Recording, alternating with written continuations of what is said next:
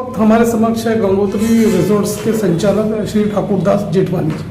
हम आपसे ये जानना चाहेंगे कि जो स्टेट गवर्नमेंट है, राज्य सरकार ने अभी हाल ही में अनलॉक 5 के तहत जो रिलैक्सेशन दिया हुआ है लॉन संचालकों के लिए 50 लोगों की परमिशन दी हुई है, इस बारे में आप क्या कहना चाहोगे?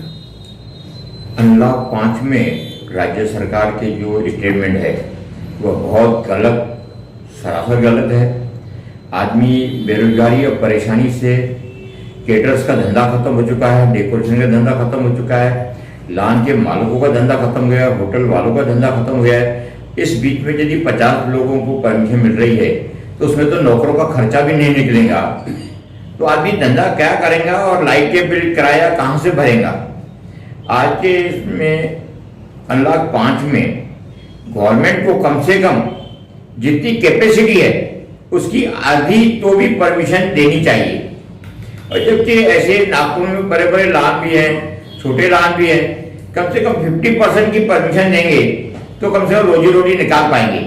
आज 7 महीने से जो बंद है, आज धंधा करना मुश्किल हो गया है, तो आदमी करेगा क्या, खाएगा क्या, बच्चों को क्या देगा, किराया कहां से देगा, रेंट कहां से देगा?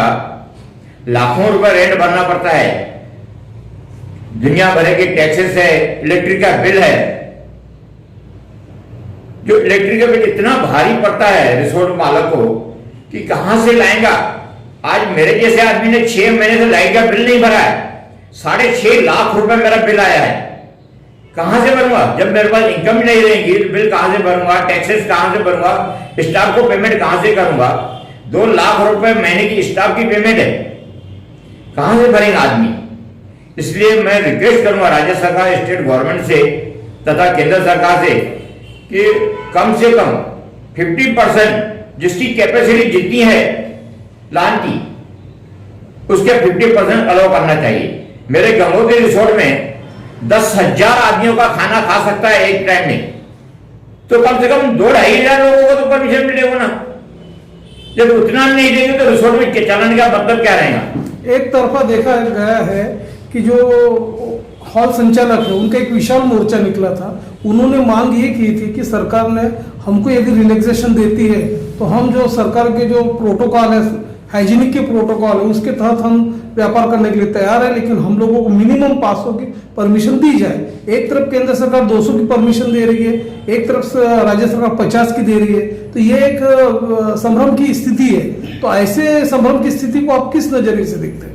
यह तो टोटली गलत है। स्टेट गवर्नमेंट 50 लोगों की परमिशन दे रही है, केंद्र सरकार जो है 200 लोगों की दे रही है। एक ही इंडिया के अंदर में महाराष्ट्र गवर्नमेंट अलग स्टेटमेंट दे रही है, केंद्र सरकार अलग स्टेटमेंट दे रही है, तो व्यापारी क्या करेगा?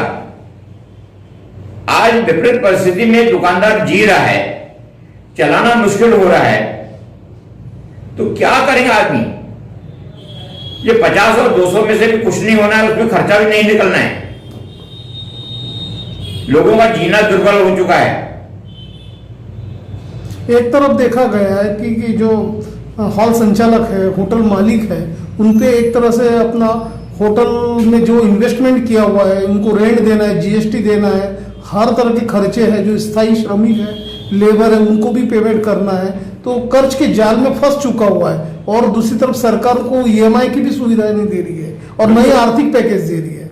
तो आपकी सरकार से क्या मांग है? ईएमआई को जो केंद्र सरकार ने जो दिया था कि 3 महीने 6 महीने मत भरो करके, कोई भी डिपार्टमेंट, कोई भी सरकारी बैंक नहीं मान रही है, और मान रही है उसको एक इंस्टॉलमेंट के 8 इंस्टॉलमेंट बाद में भरना पड़ रहा है। जो गवर्नमेंट का रूल है, तो आदमी करेगा क्या?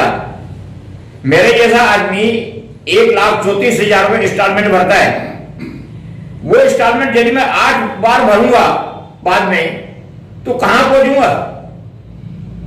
मेरे को क्या रास्ता मिलेगा, क्या दिखाना पड़ेगा? गवर्नमेंट क्या चाहती है?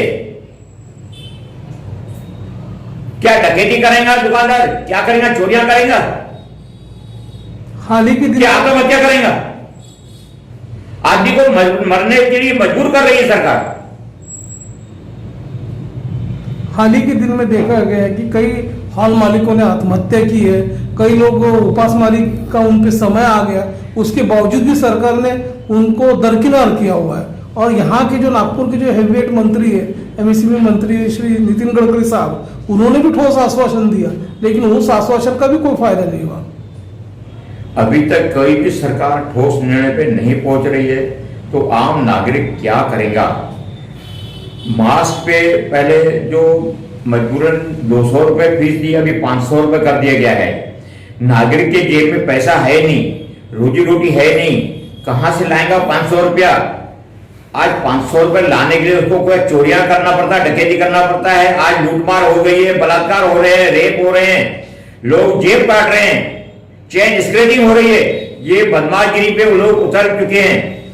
कारण उसी का वही है कि रोजी रोटी नहीं होने की वजह से, इनकम नहीं होने की वजह से वेटर लोग खाली है, लाखों वेटर खाली है, जो कि कैटर्स लोगों के पास काम नहीं है, तो क्या करेंगे? एक तरफ जो सरकार है, जो व्यापारी बंधु है, देखा गया कि उनको दोषी ठहरा रही है।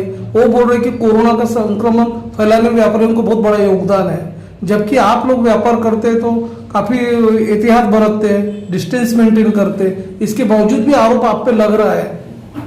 हम लोग लान में कस्टमर नहीं रहने के बाद होटल में 5 तारीख से जब चालू होगा तो पूरी होटल को हम सैनिटाइज करेंगे, और कर रहे अभी भी हमारी साफ सफाई चालू है, तो उसमें सैनिटाइज यूज कर रहे हैं। सैनिटाइज 6 जगह पे सैनिटाइज की बॉटल रखी जाती है, स्टैंड रखे जाते हैं, मास्क रखे जाते हैं। जो कस्टमर के बाद में भूले भर के मास्क खराब हो गया है तो उसको फ्रेश मास्क दिया जाता है। इसकी ज्यादा क्या सहूलत करेंगे कस्टमर की? हम उसका बुखार चेक करते हैं, डायबिटर लगा हुआ है, रखा हुआ है। रिसोर्ट तथा होटल का मालिक हूं। अभी के जो 50 लोगों की जो परमिशन है वह बहुत कम है। गवर्नमेंट से मैं दरखास्त करूंगा कि 50 लोगों में से कुछ भी नहीं होता है, उसको बढ़ाना चाहिए। पब्लिक आएंगी तो रोजगार बढ़ेगा, वेटर बढ़ेंगे, कारागिर बढ़ेंगे, और खाना रहेगा, गवर्नमेंट को जीएसटी वगैरह मिलेंगी। उसके बाद अभी दिवाली की सीजन आ रही है, लान चालू हो रहे हैं, लान का धंधा खुलेगा। यदि गवर्नमेंट पब्लिक आने के लिए, पब्लिक को आने के लिए, ज्यादा से ज्यादा संख्या में आने के लिए रिक्वेस्ट हम लोग करेंगे, और यदि सरकार मानेगी तो हमारा धंधा रहेगा, अन्यथा हमको बहुत नुकसान पे चले जाएंगे, और हमारा पहले ही रोजगार नहीं है। और यदि दिवाली के बाद की सीजन भी नहीं मिलेगी तो ये मार्च से लेकर के जो जून तक जो सीजन थी, जुलाई तक, वह तो चली गई, चौपट हो गई, उसमें कर्जे में डूबे हुए हैं। और भी यदि ऐसा नवंबर से जो शादी की सीजन चालू हो रही है, यदि उसमें भी गवर्नमेंट सरकार हमको परमिशन नहीं देगी ज्यादा से ज्यादा लोगों की, तो हम लोग और ज्यादा कर्जे में डूब जाएंगे। धन्यवाद।